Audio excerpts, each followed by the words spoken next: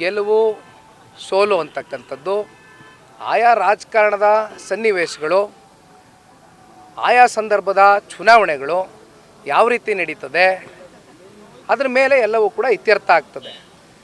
ಆಮೇಲೆ ಒಬ್ಬ ನಿಖಿಲ್ ಕುಮಾರಸ್ವಾಮಿನ ಸೋಲ್ಸೋಕ್ಕೆ 19ರಲ್ಲಿ ಯಾರ್ಯಾರು ಸಂಚು ರೂಪಿಸಿದ್ರು, ಇಡೀ ಸಚಿವ ಸಂಪುಟ ಉಪಚುನಾವಣೆಯಲ್ಲಿ ಬಂದು ಪಂಚಾಯಿತಿ ಮಟ್ಟದಲ್ಲಿ ಕ್ಯಾಂಪ್ ಮಾಡಿ ನಿಖಿಲ್ ಕುಮಾರಸ್ವಾಮಿನ ಸೋಲ್ಸೋಕ್ಕೆ ಏನೇನು ಮಾಡಿದರು, ಕೊನೆಗೆ ಇನ್ನೇನೋ ಸೋತೆ ಬಿಡ್ತೀವಿ ಅಂತ ಆತಂಕಕ್ಕೆ 4 ತಿಂಗಳು 5 ತಿಂಗಳದು ಒಂದು ಕಡೆ ಲೋಕಸಭೆಯಲ್ಲೂ ದುಡ್ಡು ಹಾಕಿದರು, ಒಂದು ಕಡೆ ಉಪಚುನಾವಣೆಯಲ್ಲೂ ನಮ್ಮದು ಉಪಚುನಾವಣೆಯಲ್ಲೂ ಪಾಪ ಹೆಣ್ಮಕ್ಳ ಖಾತೆಗಳಿಗೆ 8,000 ರೂಪಾಯಿ ಜಮಾ ಮಾಡಿದ್ರಲ್ಲ. ತಲೆ ಕೆಡಿಸ್ಕೊಂಬೇಡ್ರಿ.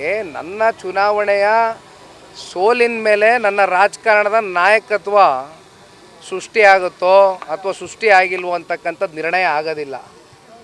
ಅರ್ಥ ಆಯ್ತಲ್ಲ? ನಿಮ್ಮ ಸ್ಪರ್ಧೆ ವಿಚಾರ ಚರ್ಚೆ ಆಗ್ತಾ ಇದೆ ಸರ್. ಮೊನ್ನೆನೂ ಮಾತಾಡಿದ್ರಿ ರಾಮನಗರ ನನ್ನ ಕರ್ಮಭೂಮಿ ಬಿಡಲ್ಲ ಅಂತ. ಏನು ಹೇಳ್ತೀರಿ ಸರ್? ನೋಡಿಪ್ಪ, ರಾಮನಗರದ ವಿಚಾರವಾಗಿ ಸನ್ಮಾನ್ಯ ದೇವೇಗೌಡರನ್ನ ಕುಮಾರಣ್ಣನ ರಾಜಕೀಯವಾಗಿ ಮರು ಸೃಷ್ಟಿ ಮಾಡಿರ್ತಕ್ಕಂಥ ಪುಣ್ಯಭೂಮಿ ಅದು. ಹಾಗಾಗಿ ನಾನು ಒಂದೇನು ಹೇಳಿದೆ, ಕಳೆದ ಚುನಾವಣೆಯಲ್ಲಿ ಅಲ್ಲಿ ಚುನಾವಣೆ ಸ್ಪರ್ಧೆ ಮಾಡಿದ್ದೀನಿ. ಅಂತಾರಾಷ್ಟ್ರೀಯ ವಾಣಿಜ್ಯ ಮೇಳ 2026 ಫೆಬ್ರವರಿ 6, 7, 8ರಂದು ಬೆಂಗಳೂರಿನ ಅರಮನೆ ಮೈದಾನದ ತ್ರಿಪುರವಾಸಿನಿಯಲ್ಲಿ ಆಯೋಜಿಸುತ್ತಿದೆ.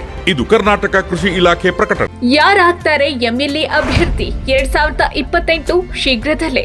ಪ್ರತಿದಿನ ಒಂದೊಂದು ಕ್ಷೇತ್ರದ ಟಿಕೆಟ್ ಆಕಾಂಕ್ಷಿಗಳ ಸಂಪೂರ್ಣ ಮಾಹಿತಿ ಪೊಲಿಟಿಕಲ್ ಜರ್ನಲಿಸ್ಟ್ KM ಶಿವಕುಮಾರ್ ಅವರಿಂದ. ಕರ್ನಾಟಕದ ನಂಬರ್ 1 ಡಿಜಿಟಲ್ ಮೀಡಿಯಾ ನಿಮ್ಮ ನೆಚ್ಚಿನ ಕರ್ನಾಟಕ ಟಿವಿಯಲ್ಲಿ ಮಾತ್ರ. ನೀವು ಸಣ್ಣ ಆಗ್ಬೇಕಲ್ವಾ? ಅದು ಒಂದು ಉತ್ತಮ ಆಹಾರದಿಂದ ಸಣ್ಣ ಆಗ್ಬೇಕಲ್ವಾ? ಪ್ರತಿದಿನ ನಮ್ಮ ಜೀನಿ ಸ್ಲಿಮ್ ನ ಯೂಸ್ ಮಾಡಿ ಯಾವುದೇ ಸೈಡ್ ಎಫೆಕ್ಟ್ ಇಲ್ದಂಗೆ ನೀವು ಸಣ್ಣ ಆಗ್ತೀರಾ.